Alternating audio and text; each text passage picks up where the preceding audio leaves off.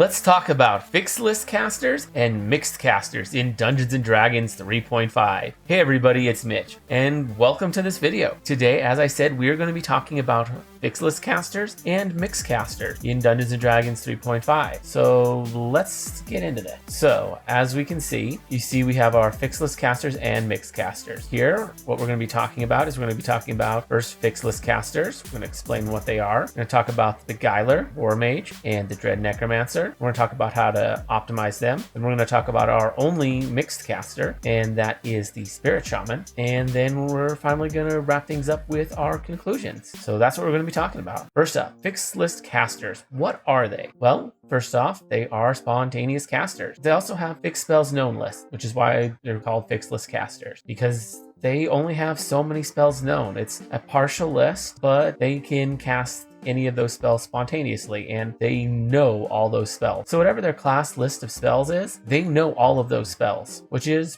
pretty nice. Like I say, they know every spell on their class list, which is a huge aspect of fixed list casters, what really makes them good. Then we have our list of the three fixed list casters of Beguiler, Warmage, and the Dread Necromancer. So first off, we're going to talk about the Beguiler. They are an arcane caster. They're a spontaneous caster. These are things that are pretty much standard on all of these. They have a heavy focus on illusion. They are an intelligence-based caster. They're kind of roguelike in that they have a lot of rogue class abilities, like the ability to detect traps and stuff like that. They have Armored Mage, which is pretty cool, and they have some stealth casting type abilities. Like stealth casting, I don't think is an actual class feature, but they have several class features that benefit from it. Although that might actually be the name of one of them, I'm not sure. But they're a very good one. I'm not gonna lie, I've used them in the Itachi build. So I've used this one before, it's pretty good. Then we have the Warmage, which is quite an interesting one. Again, it's an arcane caster and a spontaneous caster. Like I said, those are pretty much standard for these ones. They have a heavy focus on conjuration and evocation. They're charisma based, and they also have Armored Mage. These guys are blasters. Like these guys, if you want a caster that's just going to be able to blast, the Warmage is your class. This is a spellcaster that gets all the big powerful spells that do damage. They don't get a lot of battlefield control. They're mostly just let's do a lot of damage directly with like fireball, chain lightning, you know, all the good stuff. Well, not really, but all the stuff that's very obviously does damage.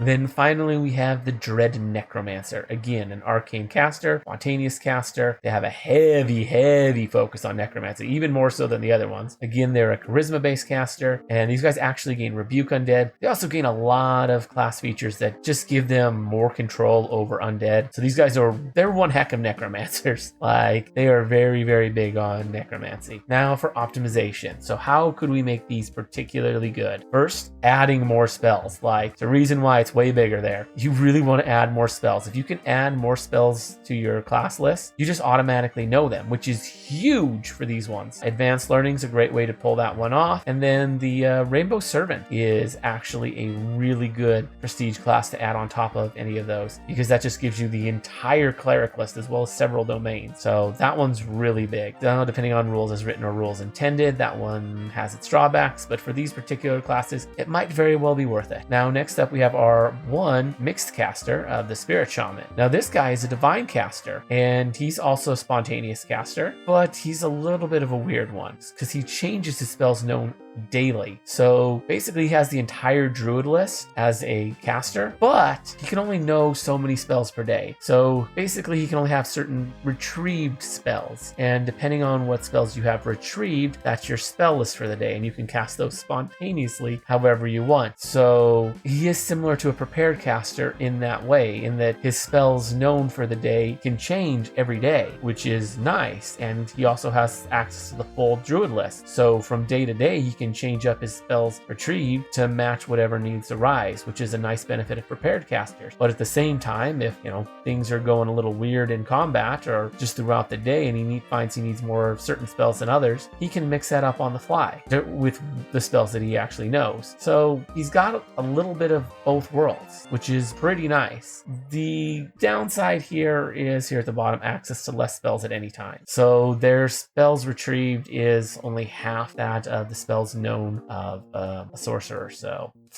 little bit of a downside there. But aside from that, it's not too bad. It's a very interesting class. So our conclusions. So for fixed list casters, they're arcane and they're basically specialist sorcerers. I mean, with a fixed list caster, they're all like every single one of them. You had the Dread Necromancer, which is a sorcerer that specializes in necromancy. Then with the Beguiler, he has his specialties of illusion. And then with the Warmage, you have specializations in blasting spells. So they're basically all specialist sorcerers, except for, not actually specialist sorcerers, but effectively they're specialist sorcerers, like wizards can specialize in schools. It's very similar, except there's also only those three options. Then we have our mixed casters, or caster, which is divine. There's also another one, I forget what it's called. There are other divine mixed casters, and they're kind of generalist druids. Honestly, both of them are, but the Spirt Shaman's way better. So yeah, that's my conclusions on that. But that's really all I have to say. If you enjoyed the video, consider giving it a like. Maybe subscribe to the channel for more D&D 3.5 content and ring that notification bell so you never miss on a video. Also, down in the description below, there is a link to my Discord as well as to my Twitch, and leave a comment down in the comments below.